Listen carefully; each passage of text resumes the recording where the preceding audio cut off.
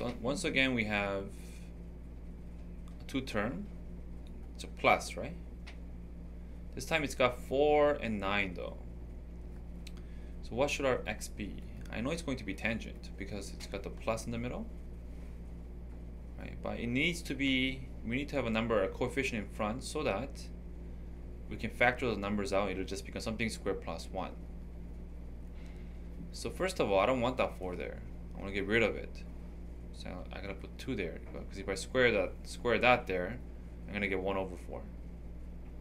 And I also want a 9 to match up with this 9, so I need to put a 3 there. That's the correct choice, okay? So if you didn't understand what I just said, like, or if that was a little bit difficult to follow, you should watch the video again, okay? How I got the 3 and 2. Very logical. So dx is equal to 3 over 2 secant squared theta d theta. So when you do the substitution, it looks like it got messier, right? But it simplifies a lot. So you know this part here, you know, we actually picked 3 over 2 tangent squared theta with a purpose. And the purpose was, I know this whole thing's going to turn into like secant, right?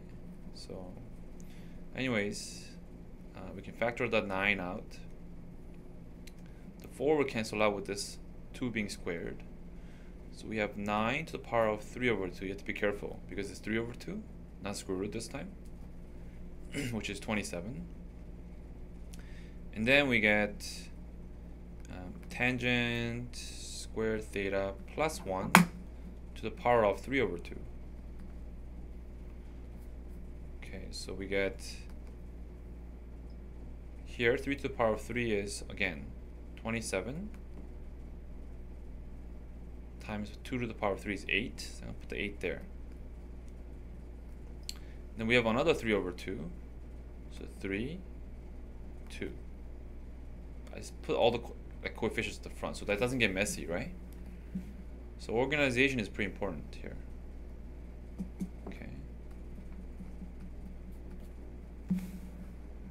So then that will just cancel out with this one. And we have 3 over 16 tangent cubic theta secant squared theta, and that's secant squared theta to the power of 3 over 2 will give us just 3, right? Okay, so that will also cancel to give you 1 secant at the bottom.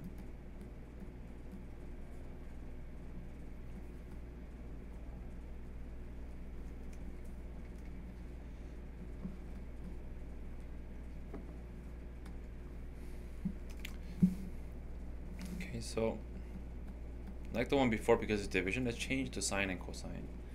You get sine cubic theta, cosine cubic theta, and that's same thing as times by cosine. So one of the cosines cancel out.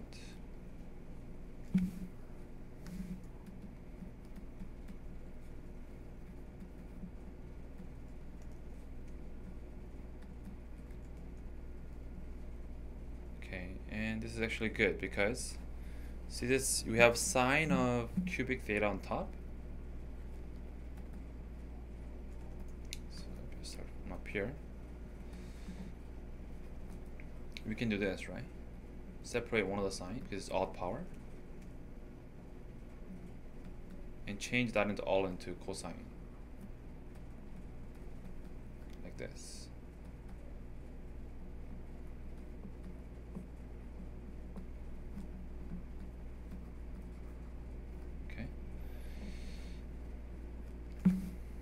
We need to make another substitution.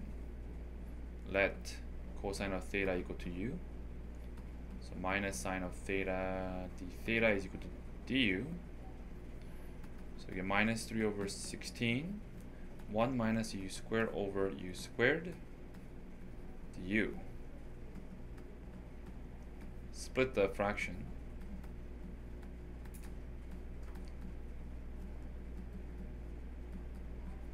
And then we get minus 1 over u minus u.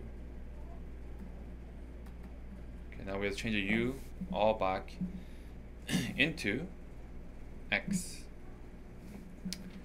By the way, I can multiply the negative in, and actually we get something nicer, right? So let me just continue from here. Right, you get 1 over u minus u, or plus u. Okay, so u was equal to cosine, so first change it to cosine.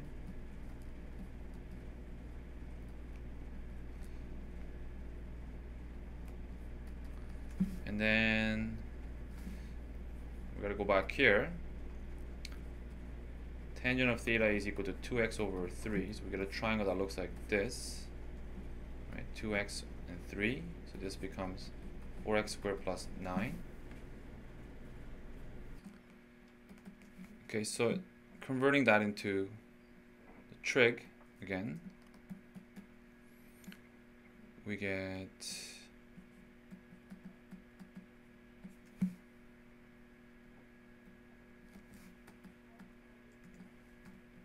this.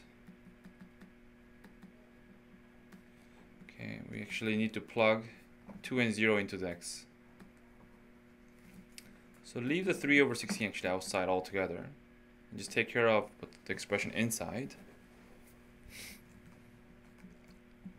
So when you plug in 2, you get 5 over 3 plus 3 over 5 minus, when you plug in 0, you get 3 over 3 plus 3 over 3. Right, they're actually exactly reciprocals of each other, right? So we have 3 over 16, 15, 25 plus 9. What's 25 plus 9? 34. And this is minus 2. So 3 over 16, let's give it 4 over 15, reduce. Sorry, this should be 4, so it should be 1 over 20.